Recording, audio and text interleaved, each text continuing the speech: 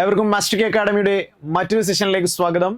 ഇന്ന് നമ്മൾ ഡിസ്കസ് ചെയ്യുന്നത് ഇന്ത്യൻ കോൺസ്റ്റിറ്റ്യൂഷൻ എന്ന ഭാഗത്ത് നിന്നും ഇനി നമ്മുടെ മുമ്പിൽ വരാൻ പോകുന്ന 10th level prelims, mains, +2 and degree level mains എക്സാമുകളിൽ കോമൺ ആയുള്ള ഭാഗങ്ങളിൽ ഏറ്റവും ഹോട്ട് ടോപ്പിക്സിൽ നിന്നുള്ള ക്വസ്റ്റ്യൻ വർക്കൗട്ട് സീരീസ് ആണ്. അത് പല പല ടോപ്പിക്കുകളല്ലാതെ ഒരു ടോപ്പിക്ക് മാത്രം എടുത്ത് ആ ടോപ്പിക്കിൽ നിന്ന് ഇതുവരെ ചോദിച്ചിട്ടുള്ള പരമാവധി ചോദ്യങ്ങൾ ചെയ്തു പോകുന്ന ഒരു സീരീസ്. അതായത് ഈ ടോപ്പിക്കുകൾ കോമൺ എക്സാമുകൾക്കെല്ലാം ആവശ്യമായിട്ടുള്ള ടോപ്പിക്കുകളാണ്. സോ ഓരോ ടോപ്പിക്കും അതിൽ നിന്ന് മാത്രം ചോദിച്ച പ്രീവിയസ് ക്വസ്റ്റ്യൻസും വർക്കൗട്ട് ചെയ്യുമ്പോൾ ആ ടോപ്പിക്ക് പൂർണ്ണമായി പഠിച്ചവരെ സംബന്ധിച്ച് അതിന് ഏറ്റവും നല്ലൊരു റിവിഷൻ കൂടിയായിരിക്കും ഈ ഒരു സീരീസ്.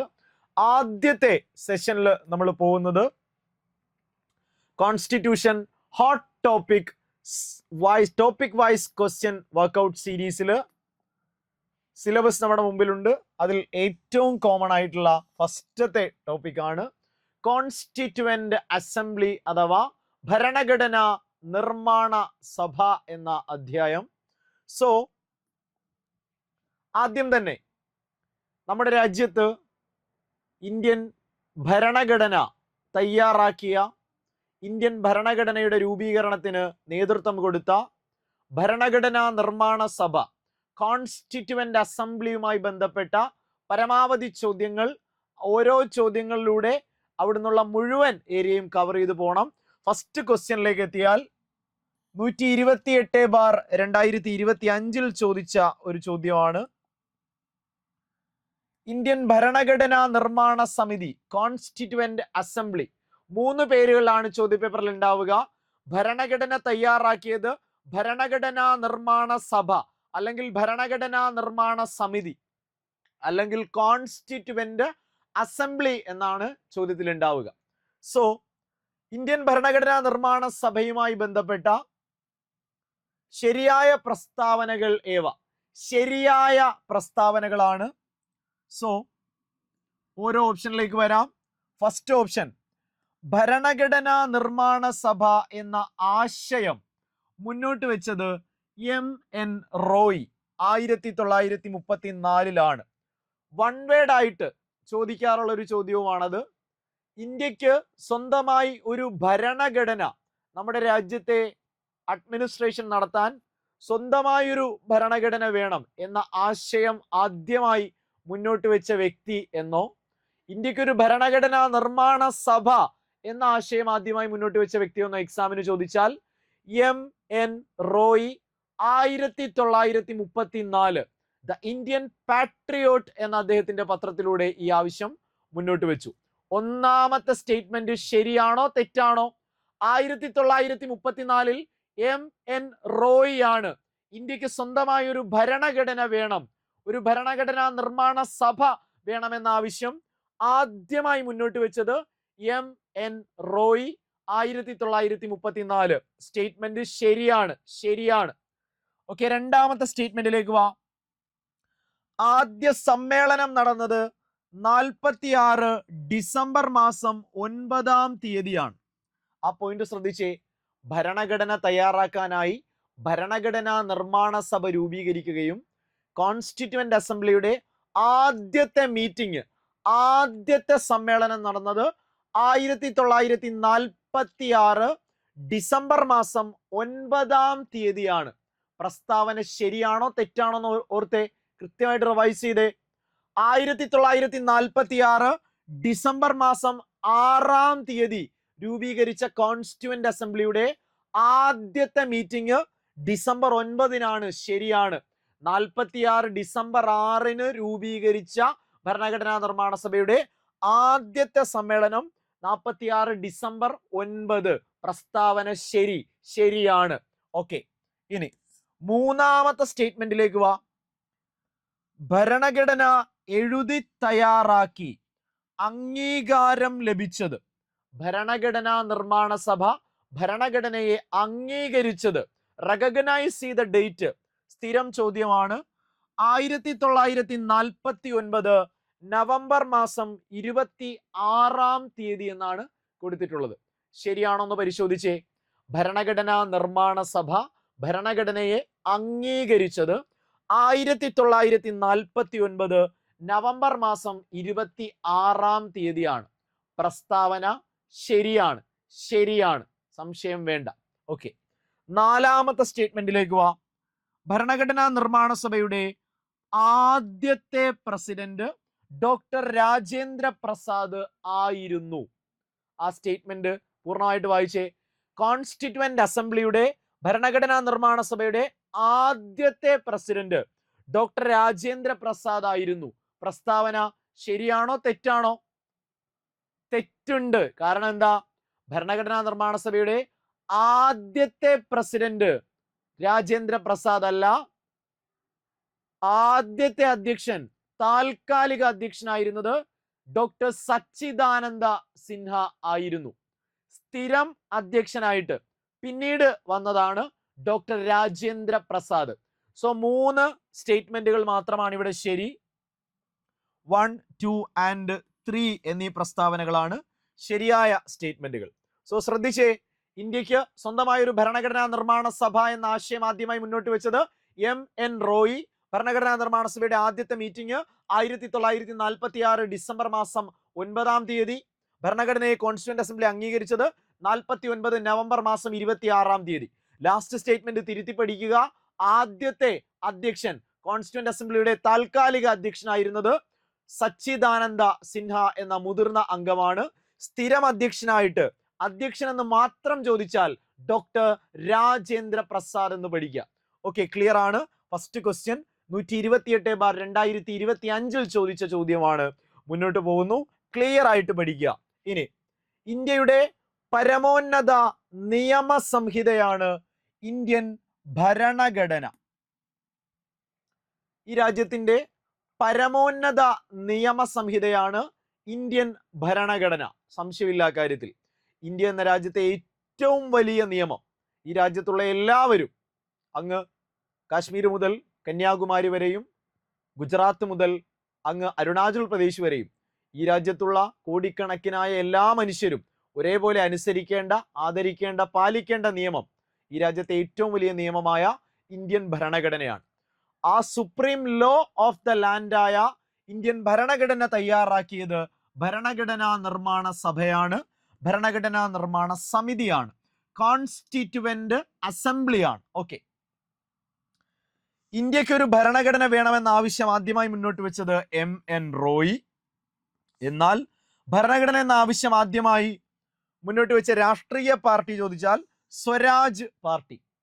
വ്യക്തി ചോദിച്ചാൽ MN റോയി. ഭരണഘടന എന്ന ആവശ്യം ആദ്യമായി മുന്നോട്ട് വെച്ച പാർട്ടി സ്വരാജ് പാർട്ടി. സ്വരാജ് പാർട്ടിയാണ്. ഇനി സ്ഥിരം ചോദ്യമാണ്. 1946 ക്യാബിനറ്റ് മിഷന്റെ നിർദ്ദേശപ്രകാരം 1946 ക്യാബിനറ്റ് മിഷന്റെ നിർദ്ദേശപ്രകാരമാണ് ഭരണഘടനാ നിർമ്മാണ സഭ രൂപീകരിച്ചത്. പ്രസ്താവന ശരിയാണോ തെറ്റാണോ? 1946 ക്യാബിനറ്റ് മിഷന്റെ നിർദ്ദേശപ്രകാരമാണ് ഭരണഘടനാ നിർമ്മാണ സഭ രൂപീകരിച്ചത്. പ്രസ്താവന ശരിയാണ്. 46 ബ്രിട്ടനിൽ നിന്നെത്തിയ 3 അംഗ സമിതിയായിരുന്നു ക്യാബിനറ്റ് മിഷൻ എന്നറിയപ്പെട്ടത്.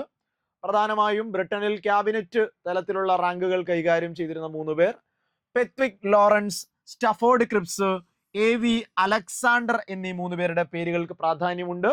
ഇന്ത്യയുടെ ഭരണഘടന തയ്യാറാക്കിയത് ഭരണഘടനാ നിർമ്മാണ സഭ, കോൺസ്റ്റിറ്റ്യുവന്റ് അസംബ്ലി.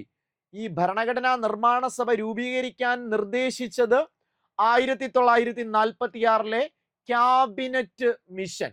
ക്യാബിനറ്റ് മിഷനിൽ എത്ര പേരാ? 3 അംഗങ്ങളാണ് ഉണ്ടായിരുന്നത്.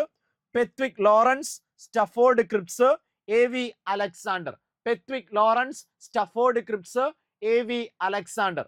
ഇതിൽ ക്യാബിനറ്റ് മിഷന്റെ അധ്യക്ഷനായിരുന്നത് പെത്വിക് ലോറൻസ്. Pethick Lawrence. മറ്റംഗങ്ങൾ സ്റ്റഫോർഡ് ക്രിപ്സ്, AV അലക്സാണ്ടർ എന്നിവരാണ്.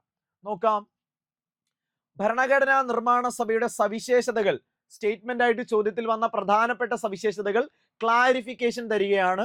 ഭരണഘടനാ നിർമ്മാണ സഭ രൂപീകരിച്ചത് 1946 ഡിസംബർ മാസം 6-ാം തീയതി. 46 ഡിസംബർ 6, 1946 ഡിസംബർ മാസം 6-ാം തീയതി. 46 ഡിസംബർ 6-ന് ഭരണഘടനാ നിർമ്മാണ സഭ രൂപീകരിച്ചു. 46 ഡിസംബർ 6-ന് രൂപീകരിച്ചു. ആദ്യ സമ്മേളനം 46 ഡിസംബർ 9-ാം തീയതി. 46 ഡിസംബർ 9-ന് ആദ്യ സമ്മേളനം നടന്നത് ന്യൂഡൽഹിയിലെ കോൺസ്റ്റിറ്റ്യൂഷൻ ഹാളിൽ വെച്ചാണ്. അപ്പൊ 46 ഡിസംബർ 6-ന് രൂപീകരിച്ച് 46 ഡിസംബർ 9-ന് ആദ്യത്തെ മീറ്റിംഗ് ന്യൂഡൽഹിയിലെ പാർലമെന്റ് ഹാളിൽ വെച്ച് നടക്കുകയാണ്. കോൺസ്റ്റിറ്റ്യൂഷൻ ഹാളിൽ വെച്ച് നടക്കുകയാണ്. ഭരണഘടനാ നിർമ്മാണ സഭയുടെ ആദ്യത്തെ അധ്യക്ഷൻ, താൽക്കാലിക അധ്യക്ഷനായിരുന്നത് സച്ചിദാനന്ദ സിൻഹ എന്ന് പഠിക്കുക. മുതിർന്ന അംഗമായിരുന്ന ഡോക്ടർ സച്ചിദാനന്ദ സിൻഹയെ ആദ്യത്തെ അധ്യക്ഷനായി, താൽക്കാലിക അധ്യക്ഷനായി നിയമിച്ചു. എന്നാൽ 46 ഡിസംബർ 11-ന് ഒരു തിരഞ്ഞെടുപ്പിലൂടെ തിരഞ്ഞെടുക്കപ്പെട്ട അധ്യക്ഷനായിട്ട്, സ്ഥിരം അധ്യക്ഷനായിട്ട്, തിരഞ്ഞെടുക്കപ്പെട്ട അധ്യക്ഷനെന്നോ സ്ഥിരം അധ്യക്ഷനെന്നോ അധ്യക്ഷനെന്ന് മാത്രമോ ചോദിച്ചാൽ ഭരണഘടനാ നിർമ്മാണ സഭയുടെ അധ്യക്ഷൻ, സ്ഥിരം അധ്യക്ഷൻ, തിരഞ്ഞെടുക്കപ്പെട്ട അധ്യക്ഷൻ ഡോക്ടർ രാജേന്ദ്ര പ്രസാദ് എന്ന് പഠിക്കുക. ഓക്കെ, രണ്ടാമത്തെ ചോദ്യത്തിലേക്കാണ് പോകുന്നത്. 161/2025. ഇതെല്ലാം 2025 അവസാനങ്ങളിൽ നവംബർ ഡിസംബർ ആ ഒരു കാലഘട്ടത്തിൽ നടന്ന പരീക്ഷകളാണ്. സോ ഇന്ത്യൻ ഭരണഘടനയുടെ ശില്പി എന്ന് അറിയപ്പെടുന്നത് ആര്? വളരെ ബേസിക് ചോദ്യമാണ്. The architect of Indian constitution, Indian ഭരണഘടനയുടെ ശില്പി എന്ന് അറിയപ്പെടുന്നത് ചുവടെ പറയുന്നവയിൽ ആരാണ്? എല്ലാവരുടെയും മനസ്സിൽ ആൻസർ വന്നു. ഡോക്ടർ BR അംബേദ്കർ ആണ്. ആധുനിക മനു, ആധുനിക ബുദ്ധൻ എന്നിങ്ങനെ അറിയപ്പെടുന്ന ഭരണഘടനാ ശില്പി ഡോക്ടർ BR അംബേദ്കർ. എന്നാൽ മറ്റ് ചില ചോദ്യങ്ങൾ ഇവിടുന്ന് സ്ഥിരമായി വരാറുണ്ട്. ഭരണഘടനാ ശില്പി ഡോക്ടർ BR അംബേദ്കർ ആണ് എങ്കിൽ ഇന്ത്യയുടെ ഭരണഘടനയുടെ ആമുഖത്തിന്റെ ശില്പി എന്ന് ചോദിച്ചാൽ, പ്രിയാമ്പിളിന്റെ ശില്പിയെ ചോദിച്ചാൽ ആമുഖത്തിന്റെ ശില്പി ആരാണ്? അത് ജവഹർലാൽ നെഹ്റു ആണ്. ഓക്കെ, തെറ്റിക്കുകയേ ചെയ്യരുത്. ഓക്കെ, എന്നാൽ ഇന്ത്യൻ ഭരണഘടനയിലെ മൗലിക അവകാശങ്ങളുടെ ശില്പി അത് സർദാർ വല്ലഭായ് പട്ടേലാണ്. 3 കാര്യങ്ങളാണ് ഫുള്ളായിട്ട് ക്ലിയർ ആയിട്ട് മനസ്സിലാക്കുക. ആദ്യം പറഞ്ഞത് ഇന്ത്യൻ ഭരണഘടന ശില്പി ഡോക്ടർ BR അംബേദ്കർ. ഭരണഘടനയിലെ ആമുഖത്തിന്റെ, പ്രിയാമ്പിളിന്റെ ശില്പി ജവഹർലാൽ നെഹ്റു ആണ്. മൗലിക അവകാശങ്ങൾ, ഭരണഘടനയിലെ മൗലിക അവകാശങ്ങളുടെ ശില്പി സർദാർ വല്ലഭായ് പട്ടേൽ. നമുക്കറിയാം, ഭരണഘടന എഴുതി തയ്യാറാക്കിയത് ഡ്രാഫ്റ്റിംഗ് കമ്മിറ്റി എന്ന പ്രധാനപ്പെട്ട കമ്മിറ്റിയാണ്. ആ ഡ്രാഫ്റ്റിംഗ് കമ്മിറ്റിയുടെ അധ്യക്ഷനായിരുന്നത് ഡോക്ടർ BR അംബേദ്കർ ആയിരുന്നു. അതേസമയം ആമുഖം, പ്രിയാമ്പിളിന്റെ മുൻഗാമിയായി അറിയപ്പെടുന്നത് ലക്ഷ്യപ്രമേയമാണ്. 1946 ഡിസംബർ മാസം 13-ന് ജവഹർലാൽ നെഹ്റു ഭരണഘടനാ നിർമ്മാണ സഭയിൽ അവതരിപ്പിച്ച ലക്ഷ്യപ്രമേയമാണ് പിന്നീട് ആമുഖമായി മാറിയത്. സോ ആമുഖത്തിന്റെ ശില്പി നെഹ്റു. അതേസമയം മൗലിക അവകാശങ്ങളെ സംബന്ധിക്കുന്ന പ്രമേയം 1931 ഇന്ത്യൻ നാഷണൽ കോൺഗ്രസിന്റെ കറാച്ചി സമ്മേളനത്തിൽ അവതരിപ്പിക്കുമ്പോൾ ആ സമ്മേളനത്തിന്റെ അധ്യക്ഷത വഹിച്ചത് സർദാർ വല്ലഭായ് പട്ടേൽ ആയിരുന്നു. അതിനാൽ തന്നെ ഇന്ത്യൻ ഭരണഘടനയിലെ മൗലിക അവകാശങ്ങളുടെ ശില്പി എന്നറിയപ്പെടുന്നത് സർദാർ വല്ലഭായ് പട്ടേലാണ്. ഓക്കെ, അടുത്ത ചോദ്യത്തിലേക്ക് പോയാൽ, മൂന്നാമത്തെ ചോദ്യം നല്ലൊരു ചോദ്യമായിരുന്നു. താഴെ തന്നിരിക്കുന്നവയിൽ ആരൊക്കെയാണ് ഭരണഘടനാ നിർമ്മാണ സഭയുടെ ഉപാധ്യക്ഷന്മാർ? അധ്യക്ഷന്മാരെ നമ്മൾ പഠിച്ചു. ആദ്യത്തെ താൽക്കാലിക അധ്യക്ഷൻ സച്ചിദാനന്ദ സിൻഹ, സ്ഥിരം അധ്യക്ഷൻ, തിരഞ്ഞെടുക്കപ്പെട്ട അധ്യക്ഷൻ, അധ്യക്ഷൻ എന്ന് മാത്രം ചോദിച്ചാൽ ഡോക്ടർ രാജേന്ദ്ര പ്രസാദ്. അപ്പൊ പ്രസിഡന്റ്, ചെയർപേഴ്സണെയാണ് പറഞ്ഞത്. ഇനി വൈസ് ചെയർപേഴ്സൺ അല്ലെങ്കിൽ വൈസ് പ്രസിഡന്റുമാരെ ചോദിച്ചാൽ ഭരണഘടനാ നിർമ്മാണ സഭയുടെ ഉപാധ്യക്ഷന്മാർ HC Mukherjee, VT Krishnamachari, HC Mukherjee, JB Kripalani, HC Mukherjee, doctor Sachchidananda Sinha, HC Mukherjee, doctor Rajendra Prasad. ഉപാധ്യക്ഷന്മാർ 2 പേരാണ്. വൈസ് പ്രസിഡന്റുമാരെ പഠിക്കുക. HC Mukherjee, VT Krishnamachari. ശരിയായ ഉത്തരം HC മുഖർജി, VT കൃഷ്ണമാചാരി. അപ്പൊ ഇന്ത്യൻ ഭരണഘടനാ നിർമ്മാണ സഭയിലെ ഉപാധ്യക്ഷന്മാർ, വൈസ് ചെയർപേഴ്സൺസ് ആരൊക്കെയാ? HC Mukherjee, VT Krishnamachari. HC Mukherjee, VT Krishnamachari എന്ന് പഠിക്കുക. ക്ലിയർ ആണ്? വ്യക്തമാണ്? തെറ്റിക്കുകയേ ചെയ്യരുത്. അടുത്തത് ഭരണഘടനാ നിർമ്മാണ സഭയുടെ ഉപാധ്യക്ഷന്മാർ HC മുഖർജി, VT കൃഷ്ണമാചാരി എന്നിവരാണ്. ഇനി ഇവിടുന്ന് പ്രീവിയസ് ചോദ്യങ്ങളാണ്. ഭരണഘടനാ നിർമ്മാണ സഭയുടെ മുദ്രയായി തിരഞ്ഞെടുത്തത് ആനയാണ്. ആനയുടെ ആ ഒരു മുഖചിത്രമാണ്, വിത്ത് തുമ്പിക്കൈയും ചെവികളുമുള്ള ആനയുടെ ആ ഒരു ഫേസ് അവിഭക്ത ഇന്ത്യയുടെ മാപ്പിന് മുകളിലായിരിക്കുന്ന ഒരു ചിത്രമാണ്. കാരണം ഭരണഘടനാ നിർമ്മാണ സഭ രൂപീകരിച്ചത് അവിഭക്ത ഇന്ത്യക്ക് വേണ്ടിയാണ്, വിഭജിക്കപ്പെടുന്നതിന് മുമ്പുള്ള അൺഡിവൈഡഡ് ഇന്ത്യക്ക് വേണ്ടിയായിരുന്നു. സോ ഒരു അവിഭക്ത ഇന്ത്യയുടെ മാപ്പിന് മുകളിൽ ആനയുടെ ചിത്രം വരുന്ന മുദ്രയാണ് ഭരണഘടനാ നിർമ്മാണ സഭയുടെ മുദ്രയായിട്ട് സ്വീകരിച്ചത്.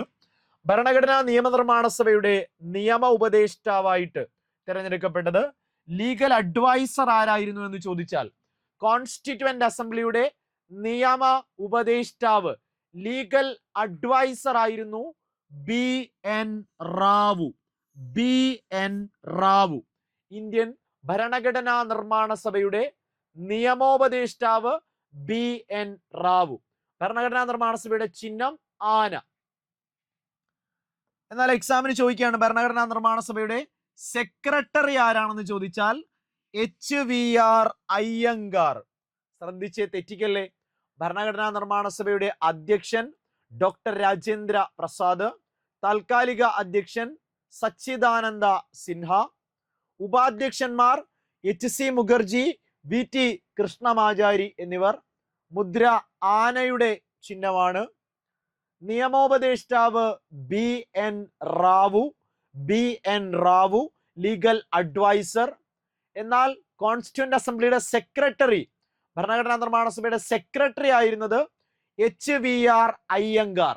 HVR അയ്യങ്കാർ സെക്രട്ടറിയാണ്. നിർമ്മാണ സഭയുടെ സെക്രട്ടറി HVR അയ്യങ്കാർ. ഓക്കെ, നാലാമത്തെ ചോദ്യം 94/2024 ചോദ്യപേപ്പറാണ്. ഇന്ത്യൻ ഭരണഘടനാ ഡ്രാഫ്റ്റിംഗ് കമ്മിറ്റിയെ കുറിച്ച് ശരിയായ വസ്തുത താഴെ തന്നിരിക്കുന്നവയിൽ ഏതാണ്? ഇത് എക്സാമിന് ഡ്രാഫ്റ്റിംഗ് കമ്മിറ്റി സ്ഥിരം ഒരു എലമെന്റ് ആണ്. കാരണം ഭരണഘടനാ നിർമ്മാണ സഭയിൽ പ്രധാനപ്പെട്ട കമ്മിറ്റികളിൽ ഒന്നായിരുന്നു എഴുതി തയ്യാറാക്കിയ, കരട് തയ്യാറാക്കിയ ഡ്രാഫ്റ്റിംഗ് കമ്മിറ്റി. നോക്കാം നമുക്ക്. സ്ഥിരം ചോദ്യമാണ് ഇവിടുന്ന്. ഡോക്ടർ BR അംബേദ്കർ അധ്യക്ഷൻ. ശരിയാണോ തെറ്റാണോ? ഭരണഘടനാ നിർമ്മാണ സഭയുടെ ഡ്രാഫ്റ്റിംഗ് കമ്മിറ്റിയുടെ അധ്യക്ഷൻ ഡോക്ടർ BR അംബേദ്കർ ആയിരുന്നു. പ്രസ്താവന ശരിയാണല്ലോ. അതുകൊണ്ടല്ലേ ഭരണഘടനാ നിർമ്മാണ സഭയുടെ ശില്പിയായിട്ട് കണക്കാക്കുന്നത്. ഭരണഘടനാ നിർമ്മാണ സഭയിൽ ഡ്രാഫ്റ്റിംഗ് കമ്മിറ്റിയുടെ അധ്യക്ഷൻ ഡോക്ടർ BR അംബേദ്കർ. പ്രസ്താവന ശരിയാണ്. എന്നാൽ ഭരണഘടനയ്ക്ക് അംഗീകാരം നൽകി. ശരിയാണോ? ഡ്രാഫ്റ്റിംഗ് കമ്മിറ്റി ആണോ ഭരണഘടനയ്ക്ക് അംഗീകാരം നൽകിയത് 49 നവംബർ 26-ന്? അല്ല, അല്ല. ഭരണഘടനയെ അംഗീകരിച്ചത് ഭരണഘടനാ നിർമ്മാണ സഭയാണ്, ഡ്രാഫ്റ്റിംഗ് കമ്മിറ്റി അല്ല. മൂന്നാമത്തെ സ്റ്റേറ്റ്മെന്റ്, 7 അംഗങ്ങളെ ഉൾപ്പെടുത്തി രൂപീകരിക്കപ്പെട്ട കമ്മിറ്റി. ശരിയാണോ തെറ്റാണോ? 7 അംഗങ്ങളാണ് ഉണ്ടായിരുന്നത്. ഡ്രാഫ്റ്റിംഗ് കമ്മിറ്റിയിൽ 7 അംഗങ്ങൾ ഉണ്ടായിരുന്നു. ഡ്രാഫ്റ്റിംഗ് കമ്മിറ്റിയിൽ 7 അംഗങ്ങളാണ് ഉണ്ടായിരുന്നത്.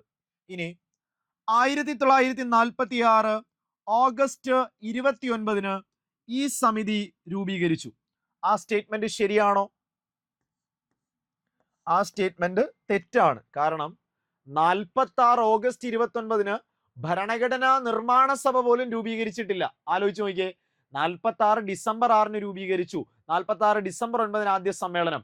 46 ഓഗസ്റ്റിൽ എങ്ങനെയാണ് ഡ്രാഫ്റ്റിംഗ് കമ്മിറ്റി വരിക? തെറ്റ് എന്ന് പഠിക്കുക. ഓക്കെ, അപ്പൊ ഇവിടെ ശരിയായുള്ള സ്റ്റേറ്റ്മെന്റുകൾ ആദ്യം ചോദ്യത്തിലേക്ക് വാ. ഡോക്ടർ BR അംബേദ്കർ അധ്യക്ഷൻ, ഡ്രാഫ്റ്റിംഗ് കമ്മിറ്റി. ശരി. 7 അംഗങ്ങൾ ഉണ്ടായിരുന്നു. ശരി. ഡീറ്റെയിൽ ആയിട്ട് പരിശോധിക്കാം.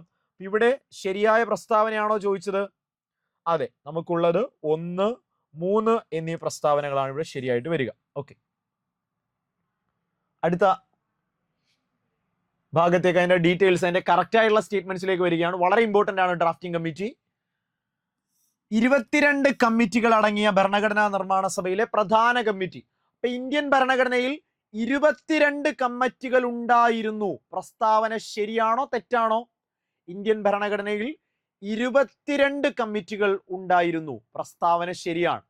22 കമ്മിറ്റികളിൽ പ്രധാനപ്പെട്ട 8 കമ്മിറ്റികൾ, മേജർ കമ്മിറ്റികൾ 8 ആയിരുന്നു. ഭരണഘടനാ നിർമ്മാണ സഭയിൽ ആകെ 22 കമ്മിറ്റികൾ, അതിൽ പ്രധാനപ്പെട്ട മേജർ കമ്മിറ്റികളുടെ എണ്ണം 8. അപ്പോ 22 കമ്മിറ്റികളിലെ ഏറ്റവും പ്രധാനപ്പെട്ട കമ്മിറ്റികളിൽ ഒന്നാണ് ഡ്രാഫ്റ്റിംഗ് കമ്മിറ്റി. പ്രസ്താവന ശരി. രണ്ടാമത്തെ സ്റ്റേറ്റ്മെന്റ് 1947 ഓഗസ്റ്റ് 29 നിയമിച്ചു. കണ്ടോ, ഡേറ്റ് എക്സാമിന് ചോദിച്ച കറക്റ്റ് ആണ്, വർഷമാണ് മാറിപ്പോയത്. 47 ഓഗസ്റ്റ് 29 ഡ്രാഫ്റ്റിംഗ് കമ്മിറ്റി മേജർ കമ്മിറ്റികളിൽ ഒന്നാണ്. 47 ഓഗസ്റ്റ് മാസം 29, 1947 ഓഗസ്റ്റ് മാസം 29 നിയമിച്ചു. ഡ്രാഫ്റ്റിംഗ് കമ്മിറ്റിയുടെ ചെയർമാൻ ഡോക്ടർ BR അംബേദ്കർ. ശരിയാണല്ലോ, സംശയമില്ലല്ലോ. 47 ഓഗസ്റ്റ് 29 രൂപീകരിച്ചു. അധ്യക്ഷൻ ഡോക്ടർ BR അംബേദ്കർ. 22 കമ്മിറ്റികളിലെ ഒരു പ്രധാനപ്പെട്ട മേജർ കമ്മിറ്റിയാണിത്. ഇനി ഡ്രാഫ്റ്റിംഗ് കമ്മിറ്റിയിലെ ആകെ 7 അംഗങ്ങളാണ് ഉണ്ടായിരുന്നത്. ആണല്ലോ, ശരിയായിട്ട് പഠിച്ച സ്റ്റേറ്റ്മെന്റ് ആണ്. ആകെ 7 അംഗങ്ങൾ 47 ഓഗസ്റ്റ് 29 രൂപീകരിച്ചു. ഡോക്ടർ BR അംബേദ്കർ ആണ് അധ്യക്ഷൻ. 22 കമ്മിറ്റികളിലെ 8 മേജർ കമ്മിറ്റികളിൽ ഒന്നായിരുന്നു ഡ്രാഫ്റ്റിംഗ് കമ്മിറ്റി. ഇനി 7 പേരാണുള്ളത്. അതിൽ ഒരാളെ എല്ലാവരും പഠിച്ചു. ഡോക്ടർ BR അംബേദ്കർ അധ്യക്ഷനാണ്. ഇനി 6 പേരെ കൂടെ പഠിക്കണം. ആകെ 7 പേരാണുള്ളത്. KM മുൻഷി, മുഹമ്മദ് സാദുള്ള. 3 പേരെ പഠിച്ചേ വേഗം. Doctor BR Ambedkar, KM Munshi, Muhammad Saadulla. KM Munshi, Muhammad Saadulla, doctor BR Ambedkar. ഇനി ശ്രദ്ധിച്ചോണേ, ഫുള്ളായിട്ട് കോൺസെൻട്രേറ്റ് ചെയ്തേ. അയ്യറും അയ്യങ്കാറും ഉണ്ടെന്ന് പഠിക്കുക. അല്ലാടി കൃഷ്ണസ്വാമി അയ്യർ, N ഗോപാലസ്വാമി അയ്യങ്കാർ. ഒരു സ്വാമി അയ്യറും ഒരു സ്വാമി അയ്യങ്കാറും ഉണ്ട്. അല്ലാടി കൃഷ്ണസ്വാമി അയ്യർ, N ഗോപാലസ്വാമി അയ്യങ്കാർ. എത്ര പേരായി? 5 പേരെ പഠിച്ചേ വേഗം. 7 പേരടങ്ങുന്ന ഭരണഘടനാ നിർമ്മാണ സമിതിയിലെ ഡ്രാഫ്റ്റിംഗ് കമ്മിറ്റിയിൽ doctor BR Ambedkar, KM Munshi, Muhammad Saadulla, Alladi Krishnaswami Ayyar, N Gopalaswami Ayyangar എന്നിവരാണ് ഉണ്ടായിരുന്നത്. ക്ലിയർ ആയിട്ട് പഠിക്കുക, ഫുള്ളായിട്ട് കോൺസെൻട്രേറ്റ് ചെയ്തേ. 2 പേരുടെ കാര്യത്തിൽ പ്രത്യേകം നോട്ട് ചെയ്യണം. 2 ആളുകൾ, ആദ്യം ഉണ്ടായിരുന്ന 2 ആളുകൾക്ക് പകരം പിന്നീട് പുതുതായി 2 ആളുകൾ വരികയാണ് ചെയ്തത്. ആകെ 7 പേരിൽ അവസാനത്തെ 2 പേരിൽ ഒരാൾ രാജിവെച്ചതിനെ തുടർന്ന് വേറൊരാൾ വരുന്നു, മറ്റൊരാൾ മരണപ്പെട്ടതിനെ തുടർന്ന് പകരം ഒരാൾ വരുന്നു. സോ ആകെ 7 പേരിൽ doctor BR Ambedkar, KM Munshi, Muhammad Saadulla, Alladi Krishnaswami Ayyar, N Gopalaswami Ayyangar. അവസാനത്തെ 2 പേരെ കൃത്യമായിട്ട് ഒന്നുകൂടി എടുത്ത് ക്ലിയർ ചെയ്ത് പഠിക്കുക. BL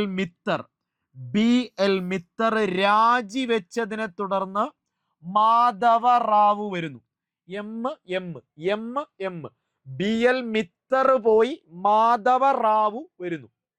രാജിവെച്ചതിനെ തുടർന്നാണ്. DP കെയ്ത്താൻ മരണപ്പെട്ടതിനെ തുടർന്ന് TT കൃഷ്ണമാചാരി വരുന്നു. ശ്രദ്ധിച്ചേ, മിത്തർ പോയി മാധവ റാവു പകരം വരുന്നു രാജിവെച്ചതിനെ തുടർന്ന്. DP കെയ്ത്താൻ മരണപ്പെട്ടതിനെ തുടർന്ന് TT കൃഷ്ണമാചാരി വരുന്നു. ക്ലിയർ ആണേ? ആകെ 7 പേര്. ക്ലിയർ ആയിട്ട് പഠിച്ചേ. ഇന്ത്യൻ ഭരണഘടനയിലെ 22 കമ്മിറ്റികളിൽ 8 മേജർ കമ്മിറ്റികളുണ്ട്. അതിലെ ഒരു പ്രധാനപ്പെട്ട കമ്മിറ്റിയാണ് ഡ്രാഫ്റ്റിംഗ് കമ്മിറ്റി. 1947 ഓഗസ്റ്റ് 29 രൂപീകരിച്ചു. 7 അംഗങ്ങളാണുള്ളത്.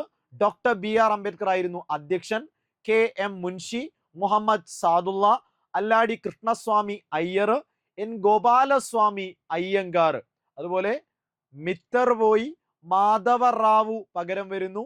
DP കെയ്ത്താൻ മരണപ്പെട്ടതിനെ തുടർന്ന് TT കൃഷ്ണമാചാരി പകരമായി വരുന്നു. ക്ലിയർ ആണ്? എക്സാം പോയിന്റ് ഓഫ് വ്യൂവിൽ ഒരുപാട് തവണ ജവഹർലാൽ നെഹ്റു ഡ്രാഫ്റ്റിംഗ് കമ്മിറ്റിയിലെ അംഗമാണെന്ന രീതിയിൽ തെറ്റായ സ്റ്റേറ്റ്മെന്റ് കൊടുക്കാറുണ്ട്. 7 പേരെ ക്ലിയർ ആയിട്ട് പഠിച്ചാൽ ഇവിടുന്ന് വരുന്ന ചോദ്യങ്ങൾ ഷുവർ ഷോട്ട് ആണ്. ഇതിനിയും റിപ്പീറ്റ് ചെയ്യും, ഉറപ്പിച്ച് പഠിച്ചോളുക. ഓക്കെ, ഇനി 5ാമത്തെ ചോദ്യമാണ്. താഴെ തന്നിരിക്കുന്നവയിൽ ഇന്ത്യൻ ഭരണഘടനാ നിർമ്മാണ സഭയുടെ സവിശേഷതകളിൽ പെടാത്തത് ഏതാണെന്ന് പറയണം. സവിശേഷതകളിൽ പെടാത്തത്. നിർമ്മാണ കാലയളവ് 2 വർഷം 11 മാസം 17 ദിവസം. നമ്മുടെ ഭരണഘടന 1946 ഡിസംബർ 6 രൂപീകരിച്ച ഭരണഘടനാ നിർമ്മാണ സഭയിലൂടെ 2 വർഷവും 11 മാസവും 17 ദിവസവും എടുത്തുകൊണ്ടാണ് ഭരണഘടന തയ്യാറാക്കിയത്. 2 വർഷം 11 മാസം 17 ദിവസം. ആ ഡേറ്റ് 2 വർഷം 11 മാസം 17 18 എന്ന് കൊടുക്കാറുണ്ട്. PSC അടുത്ത കാലങ്ങളിലെല്ലാം 17 തന്നെയാണ് ശരിയായി കൊടുത്തത്. പാഠപുസ്തകത്തിലും 17 ആണുള്ളത്. അപ്പോൾ അത് നോക്കി ആൻസർ ചെയ്യണം. 2 വർഷം 11 മാസം 17 ഓർ 18 ദിവസം എന്ന് പഠിക്കുക. ഇനി 17 ആണ് PSC അടുത്തായിട്ട് ആൻസർ കൊടുക്കുക. ആദ്യ സമ്മേളനം 46 ഡിസംബർ 9. ഈ സ്റ്റേറ്റ്മെന്റ് എത്ര തവണ റിപ്പീറ്റ് ചെയ്തു? ശരിയാണ്. ഓക്കെ, 2 വർഷം 11 മാസം 17 ദിവസം എടുത്തു. ഇനി ആദ്യ സമ്മേളനം 46 December 9 drafting committee chairman Nehru. ശരിയാണോടാ? നമ്മൾ പഠിച്ചതല്ലേ ഉള്ളൂ. കണ്ടോ, അവിടെ പഠിച്ചതിന്റെ ഗുണം ഇവിടെ കിട്ടുന്ന കണ്ടോ, ക്ലിയർ ആണ്. ഇനി തെരഞ്ഞെടുക്കപ്പെട്ട അധ്യക്ഷൻ ഡോക്ടർ രാജേന്ദ്ര പ്രസാദ്. തെരഞ്ഞെടുക്കപ്പെട്ട അധ്യക്ഷൻ ഡോക്ടർ രാജേന്ദ്ര പ്രസാദ്. ശരിയല്ലേ? ശരിയാണ്, സംശയം വേണ്ട. ഇവിടെ നമുക്ക് വേണ്ടത് പെടാത്തത് ഏതാണ്? ഓപ്ഷൻ സി ആണ് ഇവിടെ ആൻസർ ആയിട്ട് വരിക. തെറ്റായത് സ്റ്റേറ്റ്മെന്റ്. ഓക്കെ, നോക്കാം, നമുക്ക് ഡീറ്റെയിൽ ആയിട്ട് വിശദീകരണത്തിലേക്ക് പോകാം. ഭരണഘടനാ നിർമ്മാണം പൂർത്തിയാക്കാനെടുത്ത സമയം 2 വർഷം 11 മാസം 17 ഓർ 18 ദിവസമാണ്. PSC ഉത്തരസൂചികകളിൽ 17 ദിവസമെന്നും കൊടുക്കാറുണ്ട്. 2 വർഷം 11 മാസം 17 ദിവസം. ഭരണഘടനയുടെ നിർമ്മാണത്തിന് 64 ലക്ഷം രൂപ ചിലവഴിച്ചു. 64 ലക്ഷം രൂപയാണ് ഭരണഘടനാ നിർമ്മാണത്തിനായി ചിലവഴിച്ചത്.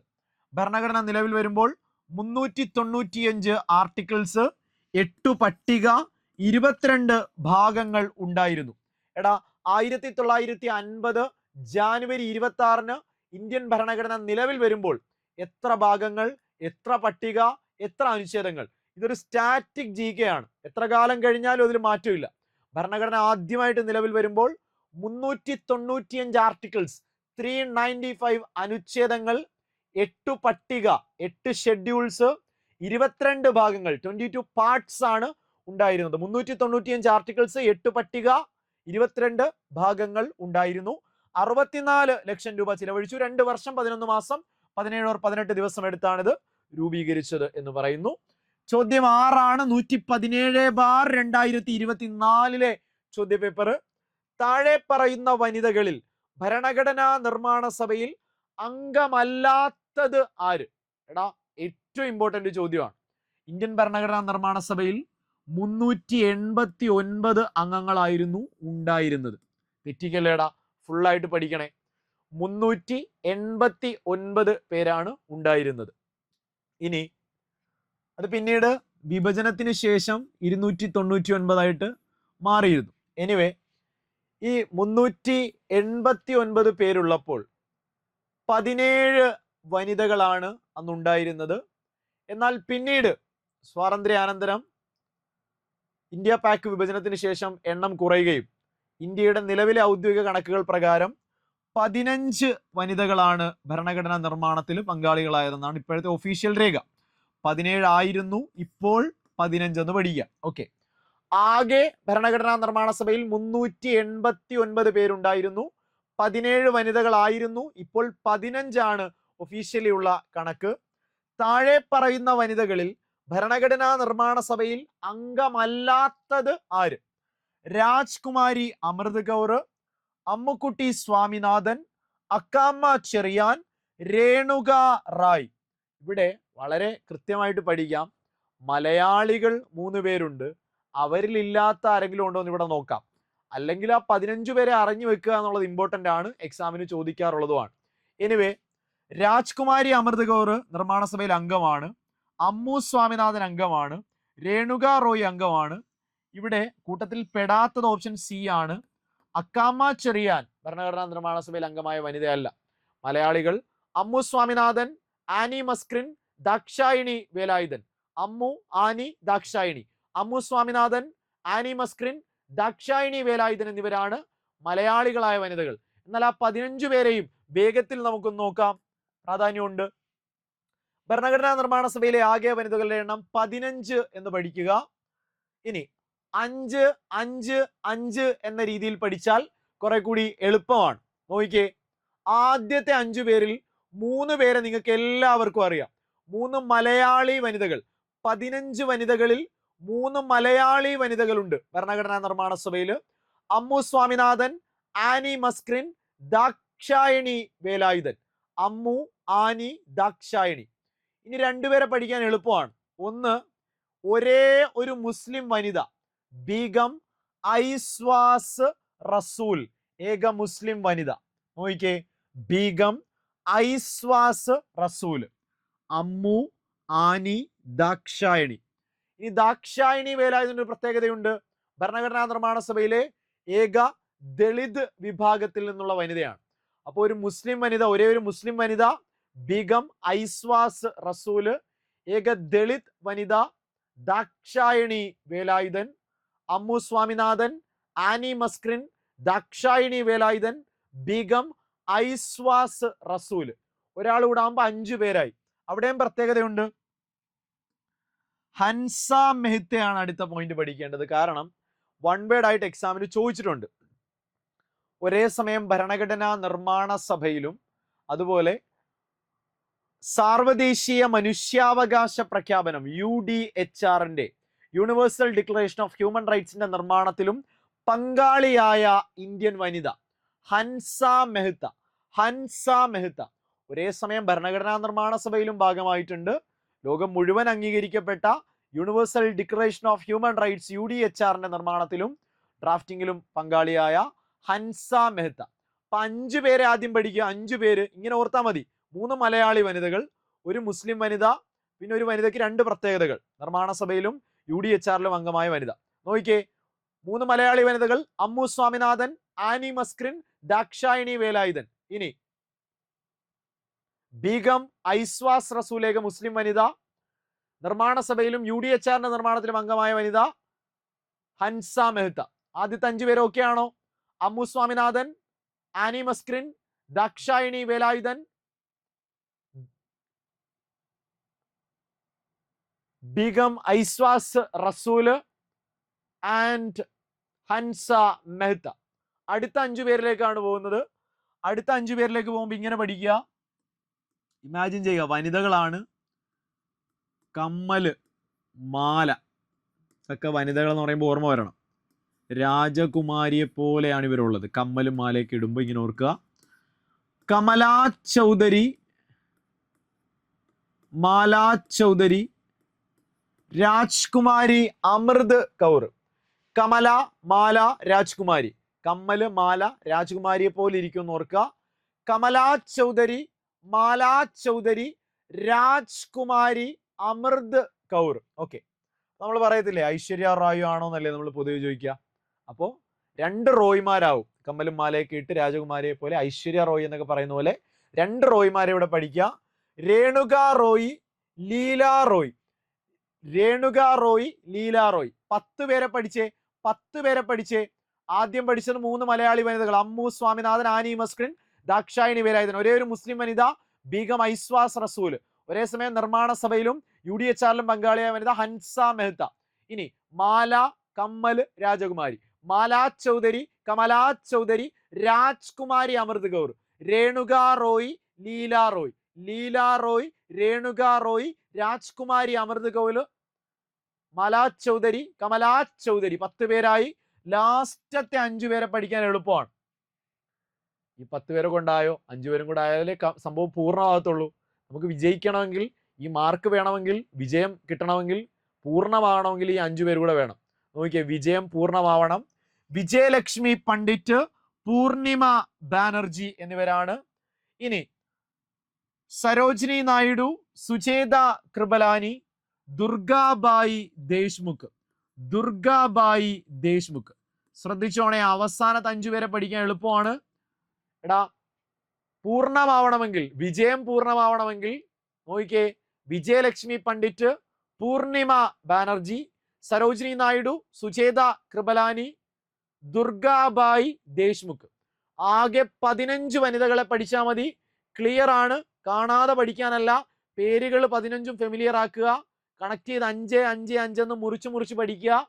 ഓപ്ഷനിൽ നിങ്ങൾക്ക് പിക്ക് ചെയ്യാൻ പറ്റണം. എക്സാമിന് ഇത് ചോദിക്കുന്നതാണ്, റിപ്പീറ്റഡ് ആണ്. ഓക്കെ ആണോ? ആലോചിച്ചൊന്ന് തിരിച്ചു പറഞ്ഞേ. അവസാനത്തെ 5ൽ നിന്ന് ആദ്യത്തെ 5ലേക്ക് എത്താമോ നോക്കിയേ. ദുർഗാബായി ദേശ്മുഖ്, സരോജിനി നായിഡു, സുചേത കൃപലാനി, വിജയലക്ഷ്മി പണ്ഡിറ്റ്, പൂർണിമ ബാനർജി, രേണുക റോയ്, ലീല റോയ്, രാജ്കുമാരി അമൃത് കൗർ, കമലാ ചൗധരി, മാലാ ചൗധരി, ഹൻസ മെഹ്ത, ബീഗം ഐസ്വാസ് റസൂല്, അമ്മു, ആനി, ദാക്ഷായണി. 15 വനിതകൾ. ക്ലിയർ ആണ്, വ്യക്തമാണ്. വെരി വെരി വെരി ഇമ്പോർട്ടന്റ് ആണ്. ഓക്കെ, ശ്രദ്ധിച്ചേ, ഫുള്ളായിട്ട് കോൺസെൻട്രേറ്റ് ചെയ്തേടാ. മലയാളി വനിതകൾ 3 ആണെന്ന് പറഞ്ഞു. അതിൽ അമ്മു സ്വാമിനാഥൻ, ആനി മസ്ക്രിൻ, ദാക്ഷായണി വേലായുധൻ. അതിൽ ആനി മസ്ക്രിൻ തിരുവിതാംകൂർ ആണ്, ബാക്കി 2 പേരും മദ്രാസ് ആണ്. Ammu Dakshayani from Madras, Annie Mascarene from Travancore അഥവാ തിരുവിതാംകൂർ ആണ്. ഓക്കെ, 7ാമത്തെ ചോദ്യം SCERT പുതിയ പാഠപുസ്തകം അടിസ്ഥാനമാക്കി വന്നൊരു ചോദ്യമാണ്. 7ാമത്തെ ചോദ്യം 7ാം ക്ലാസ്സിലെ 3ാമത്തെ അധ്യായം ഭരണഘടന വഴിയും വഴികാട്ടിയും എന്ന അധ്യായത്തിൽ നിന്ന് പരീക്ഷ പേപ്പറിലേക്ക് വന്നൊരു ചോദ്യമാണ്. താഴെ തന്നിരിക്കുന്ന സൂചനകൾ വായിച്ചവ ഏത് ആക്ടുമായി ബന്ധപ്പെട്ടിരിക്കുന്നു എന്ന് കണ്ടെത്തുക. ഒരു പ്രധാനപ്പെട്ട നിയമം, അത് സംബന്ധിച്ച ചില വിശേഷണങ്ങൾ ഓപ്ഷനിലുണ്ട്. ടെക്സ്റ്റ് ബുക്ക് ഫാക്റ്റ് ആണ്. കേന്ദ്രത്തിനും അന്നത്തെ പ്രവിശ്യകൾക്കുമായി അധികാരം വിഭജിച്ചു. അന്നത്തെ കേന്ദ്ര സർക്കാരിനും പ്രവിശ്യകൾക്കുമായി അധികാരം വിഭജിക്കുകയുണ്ടായി. 321 വിഭാഗങ്ങളും 10 പട്ടികകളുമാണ് ഈ നിയമത്തിലുള്ളത്. 321 വിഭാഗങ്ങൾ, 10 പട്ടിക. ദുർബല വിഭാഗങ്ങൾ, സ്ത്രീകൾ, തൊഴിലാളികൾ എന്നിവർക്ക് പ്രത്യേക മണ്ഡലങ്ങൾ. 3 കാര്യങ്ങളാ പറഞ്ഞത്. അന്നത്തെ കേന്ദ്രത്തിനും പ്രവിശ്യകൾക്കുമായി അധികാരം വിഭജിച്ചു. 321 വിഭാഗങ്ങളും 10 പട്ടികകളുമാണ് ഈ നിയമത്തിലുള്ളത്. ദുർബല വിഭാഗങ്ങൾ, സ്ത്രീകൾ, തൊഴിലാളികൾ എന്നിവർക്ക് പ്രത്യേക മണ്ഡലങ്ങൾ അനുവദിച്ചു. സോ ഇത് ഏത് നിയമവുമായി ബന്ധപ്പെട്ടതാണെന്നാണ്? Indian republican act, Indian independence act, government of India act, vernacular press act. ശരിയായ ഉത്തരം ഗവൺമെന്റ് ഓഫ് ഇന്ത്യ ആക്ട് 1935 ആണ്. ടെക്സ്റ്റ് ബുക്കിൽ അതേപോലെ ഉള്ള കാര്യം എടുത്തങ്ങ് ചോദിച്ചിരിക്കുകയാണ്. എന്താണ് ഇതിന്റെ പ്രാധാന്യം? നിങ്ങൾ ആലോചിച്ചിട്ടുണ്ടോ? ടെക്സ്റ്റ് ബുക്കിൽ ഇങ്ങനെയാണ് ചിത്രമുള്ളത്. ഒരു കുട്ടിയുടെ ആലോചനയിലിരിക്കുകയാണ്. നമ്മുടെ രാജ്യം സ്വതന്ത്രമായത് എപ്പോഴാ? 1947 സംശയമില്ലല്ലോ. 1947 ഓഗസ്റ്റ് മാസം 15-ാം തീയതി ഇന്ത്യ സ്വതന്ത്രമാവുന്നു. എന്നാൽ ഇന്ത്യക്ക് സ്വന്തമായിട്ടൊരു ഭരണഘടന വന്നത്, ഇന്ത്യ റിപ്പബ്ലിക്കായി മാറിയത് 1950 ജാനുവരി 26-നാണ്. ശരിയല്ലേടാ? ഒരു ഗ്യാപ്പ് ഉണ്ടല്ലേ. 47 സ്വാതന്ത്ര്യം നേടിയെങ്കിലും ഇന്ത്യക്ക് സ്വന്തമായിട്ടൊരു ഭരണഘടന വന്നപ്പോൾ 1950 ജനുവരി 26. സ്വാഭാവികമായി ഈ ഒരു കാലയളവുണ്ടല്ലോ, ഇതിനിടയിലുള്ള ഒരു പീരീഡ് രാജ്യത്ത് ഭരണം നടന്നിട്ടുണ്ടല്ലോ. എന്തിനെ അടിസ്ഥാനമാക്കിയാണ് നടന്നതെന്ന് എക്സാമിന് ചോദിച്ചാൽ കുട്ടിയുടെ സംശയം ഇതാണ്. 47 ഓഗസ്റ്റ് 15-നല്ലേ നമുക്ക് സ്വാതന്ത്ര്യം കിട്ടിയത്. പക്ഷേ ഭരണഘടന നിലവിൽ വന്നത് 50 ജാനുവരി 26. അപ്പോൾ സ്വാതന്ത്ര്യം നേടി 2.5 വർഷത്തോളം എന്തായിരുന്നു ഇന്ത്യയുടെ ഭരണഘടനയും നിയമവും എന്ന് കുട്ടി ചോദിക്കുകയാണ്. ഭരണഘടനയുടെ മുൻഗാമി എന്നാണ് ആ ടൈറ്റിലുള്ളത്. ഇന്ത്യൻ ഭരണഘടനയുടെ മുൻഗാമി എന്നറിയപ്പെടുന്ന, ഇന്ത്യൻ ഭരണഘടനയുടെ ബ്ലൂ പ്രിന്റ് എന്നറിയപ്പെടുന്ന, ഇന്ത്യൻ ഭരണഘടന ഏറ്റവും കൂടുതൽ കടപ്പെട്ടിരിക്കുന്ന നിയമം എന്ന് ചോദിച്ചാൽ ഇന്ത്യൻ ഭരണഘടനയുടെ ബ്ലൂ പ്രിന്റ്, ഇന്ത്യൻ ഭരണഘടനയുടെ മുൻഗാമി, ഇന്ത്യൻ ഭരണഘടന ഏറ്റവും കൂടുതൽ കടപ്പെട്ടിരിക്കുന്ന നിയമം 1935 ഗവൺമെന്റ് ഓഫ് ഇന്ത്യ ആക്ട്. ബ്രിട്ടീഷുകാർ 1935 പാസാക്കിയ ഗവൺമെന്റ് ഓഫ് ഇന്ത്യ ആക്ട് എന്ന നിയമസംഹിതയാണ് റിപ്പബ്ലിക്കായി മാറുന്നത് വരെ രാജ്യം പിന്തുടർന്നത്. നമ്മുടെ ഭരണഘടനയും പല ആശയങ്ങളും വ്യവസ്ഥകളും ഈ നിയമത്തിൽ നിന്നാണ് എടുത്തിരിക്കുന്നത്. 1950 ജാനുവരി 26 നമ്മുടെ ഭരണഘടന നിലവിൽ വരുന്നത് വരെ 1935 ഗവൺമെന്റ് ഓഫ് ഇന്ത്യ ആക്ട് അനുസരിച്ചാണ് രാജ്യത്ത് ഭരണം നടന്നിരുന്നത്. ടെക്സ്റ്റ് ബുക്കിൽ വളരെ വിശദമായിട്ട് ഗവൺമെന്റ് ഓഫ് ഇന്ത്യ ആക്ട് 1935 ബന്ധപ്പെട്ട പ്രധാനപ്പെട്ട ചില പോയിന്റുകൾ കാണാം. 321 വിഭാഗങ്ങൾ, 10 പട്ടിക. ശ്രദ്ധിച്ചേ, ഇന്ത്യൻ ഭരണഘടനയുടെ മുൻഗാമി, ഇന്ത്യൻ ഭരണഘടനയുടെ ബ്ലൂ പ്രിന്റ്, ഇന്ത്യൻ ഭരണഘടന ഏറ്റവും കൂടുതൽ കടപ്പെട്ടിരിക്കുന്ന നിയമമായ 1935 ഗവൺമെന്റ് ഓഫ് ഇന്ത്യ ആക്ടിലാകെ 321 വിഭാഗങ്ങൾ, 10 പട്ടിക. 321 വിഭാഗങ്ങൾ, 10 പട്ടികയാണ് ഉണ്ടായിരുന്നത്. ദുർബല വിഭാഗങ്ങൾ, സ്ത്രീകൾ, തൊഴിലാളികൾ എന്നിവർക്ക് പ്രത്യേക മണ്ഡലങ്ങൾ. ദുർബല വിഭാഗങ്ങൾ, സ്ത്രീകൾ, തൊഴിലാളികൾ എന്നിവർക്ക് പ്രത്യേക മണ്ഡലങ്ങൾ അനുവദിച്ചു. കേന്ദ്രത്തിനും അന്നത്തെ പ്രവിശ്യകൾക്കുമായി അധികാരം വിഭജിച്ചു. ഇതേ സെയിം സാധനമല്ലേ ചോദ്യത്തിലേക്ക് വന്നത്? ആ കേന്ദ്രത്തിനും അന്നത്തെ പ്രവിശ്യകൾക്കും ഇടയിൽ അധികാരം വിഭജിച്ചു. കേന്ദ്രത്തിൽ ദ്വിമണ്ഡല സഭ. കേന്ദ്രത്തിനും അന്നത്തെ പ്രവിശ്യകൾക്കുമിടയിൽ എന്ത് ചെയ്തു? അധികാരം വിഭജിച്ചു. കേന്ദ്രത്തിൽ ദ്വിമണ്ഡല സഭ ഉണ്ടായിരുന്നു. 6 പ്രവിശ്യകളിൽ ദ്വിമണ്ഡല സഭ. കേന്ദ്രത്തിൽ ദ്വിമണ്ഡല സഭ, 6 പ്രവിശ്യകളിൽ ദ്വിമണ്ഡല സഭ. കേന്ദ്രത്തിനും പ്രവിശ്യകൾക്കുമായി അധികാരം വിഭജിച്ചു. സ്ത്രീകൾ, തൊഴിലാളികൾ, ദുർബല വിഭാഗങ്ങൾക്ക് പ്രത്യേക മണ്ഡലങ്ങൾ. 321 വിഭാഗങ്ങൾ, 10 പട്ടികയാണ് ഈ നിയമത്തിൽ ഉണ്ടായിരുന്നത്. 1935 ഗവൺമെന്റ് ഓഫ് ഇന്ത്യ ആക്ട് ഭരണഘടനയുടെ മുൻഗാമി, ഇന്ത്യൻ ഭരണഘടനയുടെ ബ്ലൂ പ്രിന്റ് എന്നിങ്ങനെ അറിയപ്പെടുന്നു. ബ്രിട്ടീഷ് പാർലമെന്റ് ഇന്ത്യക്ക് വേണ്ടി നിർമ്മിച്ച ഏറ്റവും വലിയ നിയമം. ഒരുപാട് സവിശേഷതകൾ പറഞ്ഞു. മുൻഗാമിയാണ്, ബ്ലൂ പ്രിന്റ് ആണ്, ഏറ്റവും കൂടുതൽ കടപ്പെട്ടിരിക്കുന്ന നിയമമാണ്. ബ്രിട്ടീഷ് പാർലമെന്റ് ഇന്ത്യക്ക് വേണ്ടി നിർമ്മിച്ച ഏറ്റവും വലിയ നിയമമാണ് 1935 government of India act. Indian ഭരണഘടന ഏറ്റവും കൂടുതൽ കടപ്പെട്ടിരിക്കുന്ന നിയമമാണ്. ശ്രദ്ധിച്ചേ. ഇനി ഗവൺമെന്റ് ഓഫ് ഇന്ത്യ ആക്ട് 1935 ശില്പി Samuel Hoare. 1935 government of India ആക്ടിന്റെ ശില്പി, architect of 1935 government of India act Samuel Hoare. Samuel Hoare, Samuel Hoare ആണ്. 1935 ഗവൺമെന്റ് ഓഫ് ഇന്ത്യ ആക്ട് പാസ്സാക്കിയപ്പോൾ വൈസ്രോയി വെല്ലിംഗ്ടൺ, തെറ്റിക്കുകയേ ചെയ്യരുത്, 1935 ഗവൺമെന്റ് ഓഫ് ഇന്ത്യ ആക്ട് പാസ്സാക്കുമ്പോൾ Willingdon, Willingdon, പാസ്സാക്കുമ്പോൾ Willingdon. എന്നാൽ എക്സാമിന് ചോദിച്ച അതേ ചോദ്യം act 35 government of India act 37 നിലവിൽ വരുമ്പോൾ ലില്ലിത്ഗോ, ലില്ലിത്ഗോ. ഞാൻ എപ്പോഴും പറയുന്നതാണ്, കൃത്യമായിട്ട് പഠിക്കുക. പാസ്സായപ്പോൾ വെൽ ഡൺ മൈ ബോയ്, പാസ്സാക്കുമ്പോൾ വെല്ലിംഗ്ടൺ, നിലവിൽ വരുമ്പോൾ, നിലവിൽ വന്നിട്ട് പോയി, ലില്ലിത്ഗോ, ലില്ലിത്ഗോ. 2 പോയിന്റും ക്ലിയർ ആക്കണേ. 1935 ഗവൺമെന്റ് ഓഫ് ഇന്ത്യ ആക്ടിന്റെ ശില്പി സാമുവൽ ഹോർ, സാമുവൽ ഹോർ. ഈ നിയമം പാസ്സാക്കുമ്പോൾ വെല്ലിംഗ്ടൺ, നിലവിൽ വരുമ്പോൾ ലില്ലിത്ഗോ. Okay, വൈസ്രോയിമാരാണ്.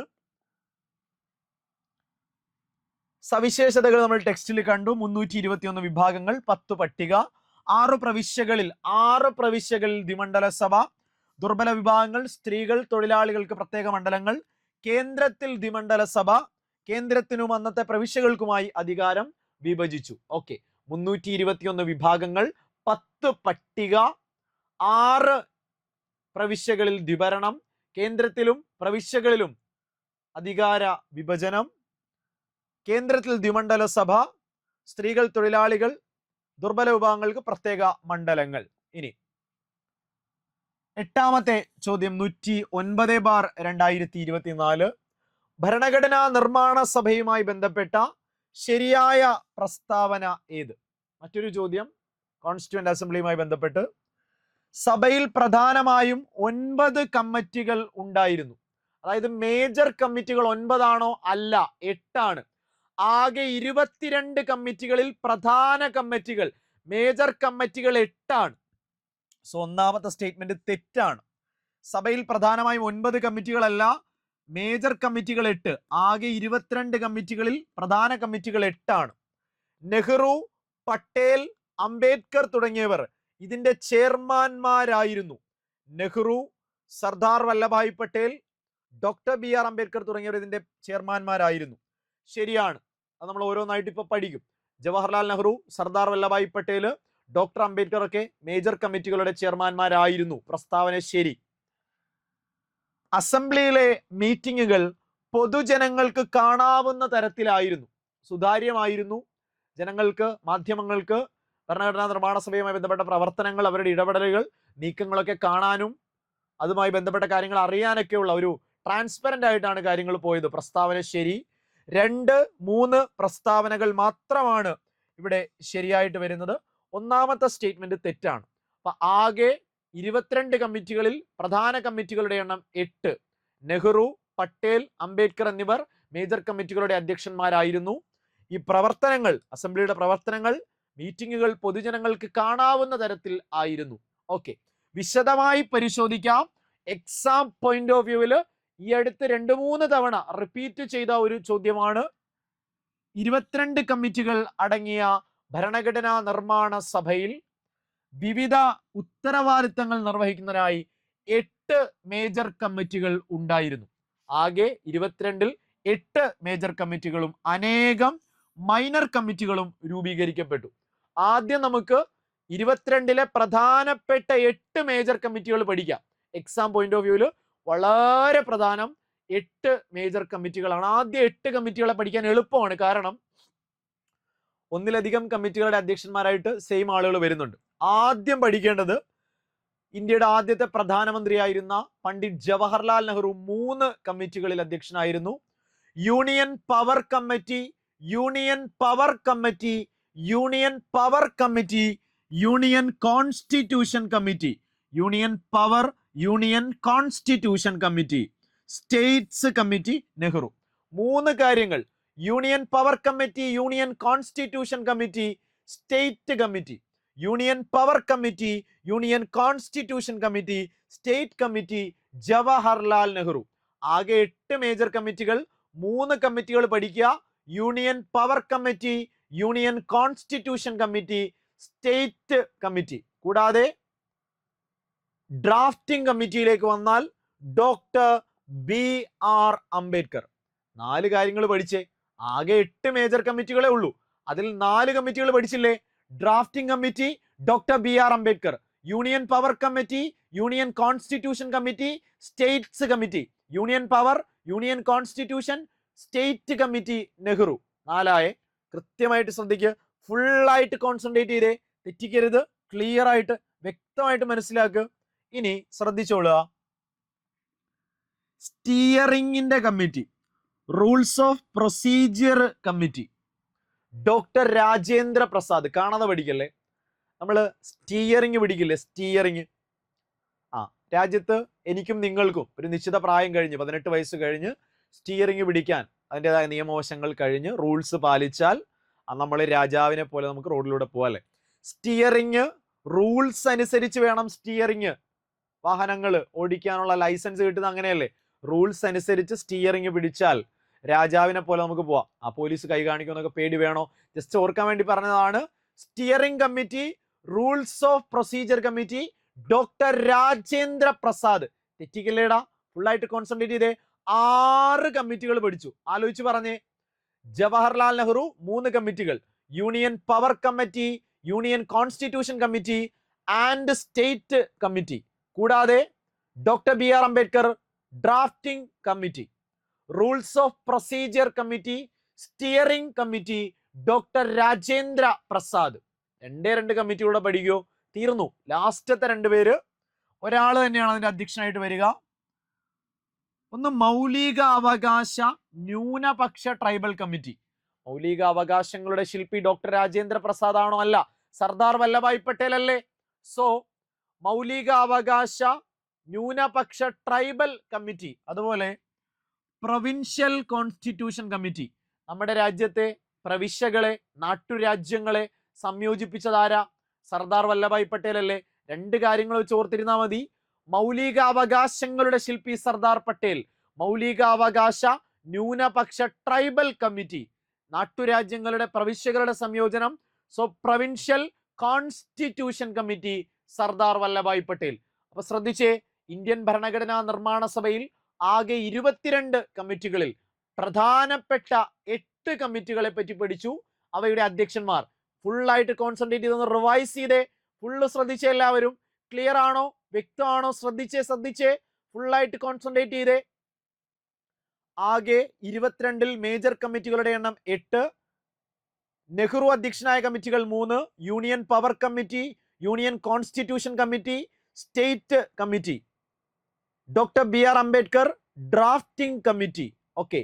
Rules of procedure steering committee doctor Rajendra Prasad. മൗലികാവകാശ ന്യൂനപക്ഷ tribal committee, provincial constitution committee Sardar Vallabhbhai Patel. Clear ആണ്? വ്യക്തമാണ്? തെറ്റിക്കരുത്. Very very very very important. ശ്രദ്ധിച്ചോളുക. അടുത്ത ചോദ്യം 118/2022 ചോദ്യമാണ്. ഇന്ന് ഡിസ്കസ് ചെയ്യുന്ന 9ാമത്തെ ചോദ്യമാണ്. ഇന്ത്യൻ ഭരണഘടന കൈകൊണ്ട് എഴുതിയ കാലിഗ്രാഫർ ആരാണ്? കാലിഗ്രഫി അല്ലെങ്കിൽ ഇന്ത്യൻ ഭരണഘടനയുടെ ഔദ്യോഗിക കാലിഗ്രാഫർ ആരെന്ന് ചോദിക്കാറുണ്ട്. അതായത് ഭരണഘടനയുടെ ഒരു കൈയെഴുത്തു പ്രതി തയ്യാറാക്കിയിരുന്നു. ഭരണഘടനയുടെ കൈകൊണ്ട് എഴുതിയ പതിപ്പിന്റെ നേതൃത്വം എഴുതിയത് പിംഗലി വെങ്കയ്യ, പ്രേം ബിഹാരി നറൈൻ റൈസാദ, JB കൃപലാനി, കൃഷ്ണസ്വാമി അയ്യർ. പ്രേം ബിഹാരി നറൈൻ റൈസാദ. ആ പേര് ശ്രദ്ധിച്ചേ. ഇന്ത്യൻ ഭരണഘടനയുടെ കൈയെഴുത്ത് തയ്യാറാക്കിയത് പ്രേം ബിഹാരി നറൈൻ റൈസാദ. നമ്മൾ ഇങ്ങനെ പഠിക്കല്ലേ, പ്രേമലേഖനം കൈകൊണ്ട് എഴുതിയെന്ന് ഓർക്കുക. ഭരണഘടനയുടെ കൈയെഴുത്ത് പ്രതി എഴുതിയത് പ്രേം ബിഹാരി നറൈൻ റൈസാദ. ഇന്ത്യൻ ഭരണഘടനയുടെ ഔദ്യോഗിക കാലിഗ്രഫർ എന്ന് ഡിഗ്രി ലെവലിൽ ചോദിച്ചിട്ടുണ്ട്. ഇന്ത്യൻ ഭരണഘടനയുടെ ഒഫീഷ്യൽ കാലിഗ്രഫർ ആയിട്ട് അറിയപ്പെടുന്നത് പ്രേം ബിഹാരി നറൈൻ റൈസാദ ആണ്. ഇനി ഇതിന്റെ ലേ ഔട്ട് തയ്യാറാക്കിയത് നന്ദലാൽ ബോസ്. ലേ ഔട്ട്, നമ്മളെ ഗെറ്റ് ഔട്ട് അടിക്കുന്നത് ബോസ് അല്ലേ? നമ്മുടെ ബോസ് ജോലിയിലൊക്കെ നമ്മൾ സിനിമയിലൊക്കെ കണ്ടില്ലേ, ബോസ് ഗെറ്റ് ഔട്ട് അടിക്കുന്നു ഓർക്കുക.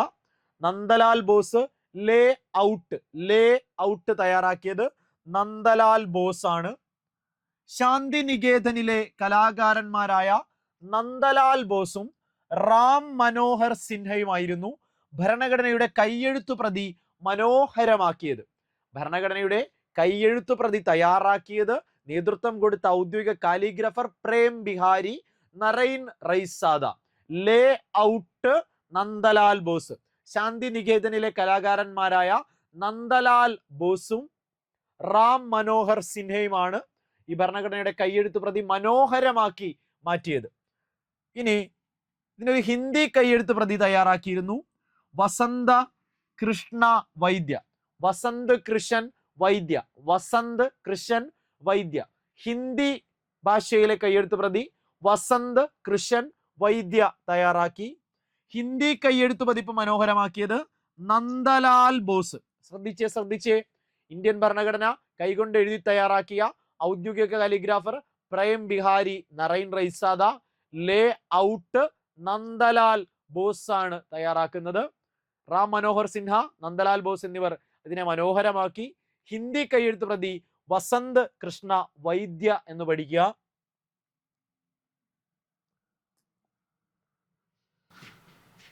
പത്താമത്തെ ചോദ്യമാണ് 102/2025 ചോദ്യം. ഭരണഘടനാ നിയമനിർമ്മാണ സഭയിൽ 17 മലയാളി അംഗങ്ങൾ ഉണ്ടായിരുന്നു. ഇതിൽ താഴെ തന്നിരിക്കുന്നവരിൽ ആരാണ് തിരുവിതാംകൂർ പ്രവിശ്യയിൽ നിന്നുള്ള അംഗം? അതായത് ആകെ 389 അംഗങ്ങൾ ഉണ്ടായിരുന്ന ഭരണഘടനാ നിർമ്മാണ സഭയിൽ 17 മലയാളികൾ ഉണ്ടായിരുന്നു. 17 മലയാളികൾ ഉണ്ടായിരുന്നു. അതിൽ 3 വനിതകളും ഉണ്ട്. സോ ചോദ്യം ഇതാണ്, ഭരണഘടനാ നിർമ്മാണ സഭയിൽ 17 മലയാളി അംഗങ്ങൾ ഉണ്ടായിരുന്നു. ഇതിൽ താഴെ തന്നിരിക്കുന്നവരിൽ ആരാണ് തിരുവിതാംകൂർ പ്രവിശ്യയിൽ നിന്നുള്ള അംഗം? ആ ചോദ്യം പിടികിട്ടിയോ? അന്ന് കേരളമല്ല, തിരുവിതാംകൂർ, കൊച്ചി, മലബാർ എന്നിങ്ങനെയാണ്. സോ തിരുവിതാംകൂറിൽ നിന്നുള്ള അംഗത്തെ കണ്ടെത്തുക.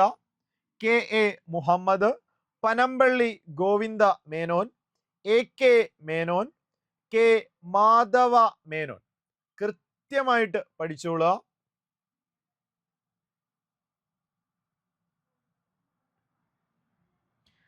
KA Muhammad, Panampilly Govinda Menon, AK Menon, K Madhava Menon. ഇതില് പനമ്പള്ളി ഗോവിന്ദ മേനോൻ കൊച്ചിയാണ്. AK മേനോൻ, മാധവ മേനോൻ മലബാർ അല്ലെങ്കിൽ മദ്രാസ് ആണ്. KA മുഹമ്മദ് തിരുവിതാംകൂറിൽ നിന്നുള്ള അംഗമാണ്. KA മുഹമ്മദ്. ക്ലിയർ ആയിട്ട് 17 പേരെ പഠിക്കാം. കറക്റ്റ് 14 പേരെ പഠിച്ചാൽ മതി. 3 വനിതകളെ ഓൾറെഡി പഠിച്ചു. അമ്മു, ആനി, ദാക്ഷായണി. അമ്മു സ്വാമിനാഥൻ, ആനി മസ്ക്രിൻ, ദാക്ഷായണി വേലായുധൻ. വളരെ എളുപ്പമാണ്. 17 മലയാളികൾ ഇന്ത്യയുടെ ഭരണഘടന തയ്യാറാക്കിയ ഭരണഘടനാ നിർമ്മാണ സഭയിൽ അംഗമായിരുന്ന 17 മലയാളികൾ. നോക്കാം, നിർമ്മാണ സഭയിൽ മലയാളി വനിതകളുടെ എണ്ണം 3, ആകെ 17.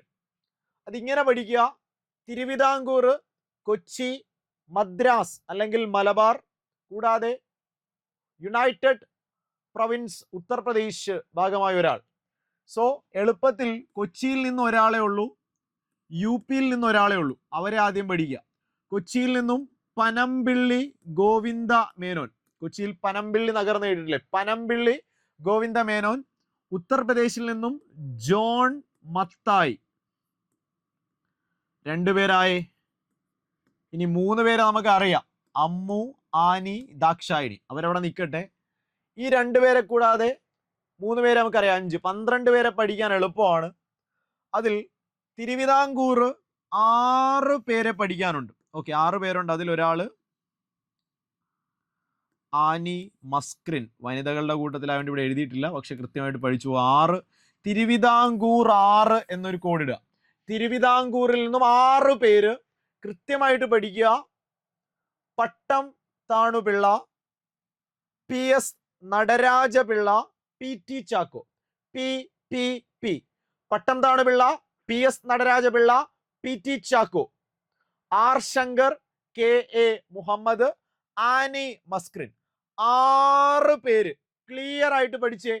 17 മലയാളി അംഗങ്ങൾ ഭരണഘടനാ നിർമ്മാണ സഭയിലുള്ളതിൽ തിരുവിതാംകൂറിൽ നിന്നും 6 പേര്: Pattom Thanu Pillai, PS Nataraja Pillai, PT Chacko, R Shankar, KA Muhammad and Annie Mascarene.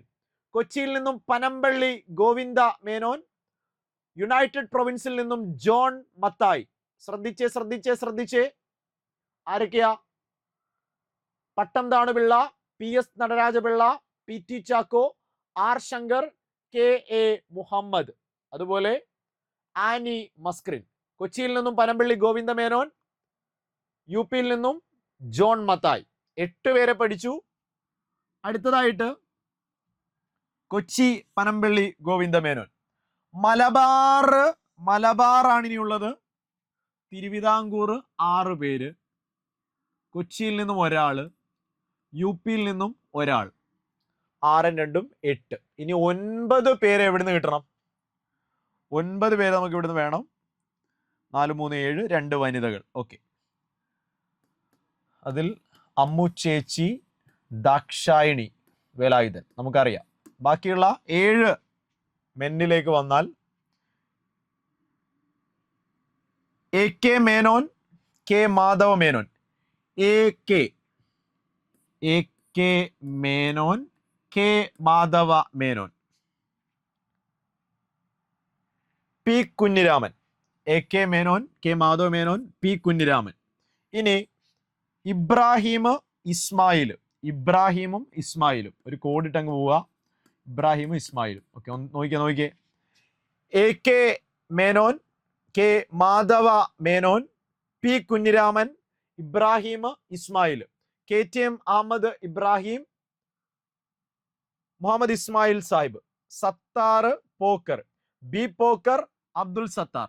സത്താറും പോക്കറും ഒരു ജോഡികളായിട്ട് അങ്ങ് പഠിച്ചു വെക്കുക. ആ പേര് ഫെമിലിയർ ആക്കുക. ഏതൊക്കെ പ്രദേശത്ത് നിന്ന് ആരൊക്കെയാന്ന് കൂടി അറിയുക. നോക്കിക്കേ, മലബാർ അല്ലെങ്കിൽ മദ്രാസിൽ നിന്നും K Madhava Menon, AK Menon, P Kunhiraman, KTM Ahmed Ibrahim, Ismail Haji, Sattar Pokker, കൂടാതെ അമ്മു സ്വാമിനാഥൻ ആൻഡ് ദാക്ഷായണി വേലായുധൻ എന്നിവരാണ്. സോ ആകെ 17 പേര്. Kochi Panampilly Govinda Menon, UP John Mathai, Thiruvithamkoor Pattom Thanu Pillai, PS Nataraja Pillai, PT Chacko, KA Muhammad, Annie Mascarene, R Shankar. മലബാറിലേക്ക് വരുമ്പോൾ K Madhava Menon, AK Menon, P Kunhiraman, Ahmed Ibrahim, Muhammad Ismail Sahib, Abdul Sattar, B Pokker and Ammu Swaminathan, Dakshayani Velayudhan. 17 പേരാണുള്ളത്. ഓക്കെ, 10 ചോദ്യങ്ങളാണ് ഫസ്റ്റത്തെ സെറ്റിൽ നമ്മൾ കംപ്ലീറ്റ് ചെയ്യുന്നത്. മാക്സിമം ഒരു ടോപ്പിക്ക്, അതിൽ നിന്ന് ചോദിച്ച പരമാവധി ചോദ്യങ്ങൾ ആ ടോപ്പിക്ക് തന്നെ ഒരേ സമയം ടോപ്പിക്ക് പഠിക്കുന്നതോടൊപ്പം അത് എക്സാം ലെവലിൽ എങ്ങനെ ആപ്ലിക്കേഷൻ ലെവലിലേക്ക് എത്തിക്കാമെന്നാണ് നോക്കുന്നത്. സോ ഈ 10 ചോദ്യങ്ങൾ ക്ലിയർ ആയിട്ട് നിങ്ങൾ റിവൈസ് ചെയ്യുക. എക്സാമിന് നിങ്ങൾക്ക് ഉപകാരപ്പെടും. വീണ്ടും കാണാം മറ്റു സെഷനിൽ. Thank you so much. Thank you every one.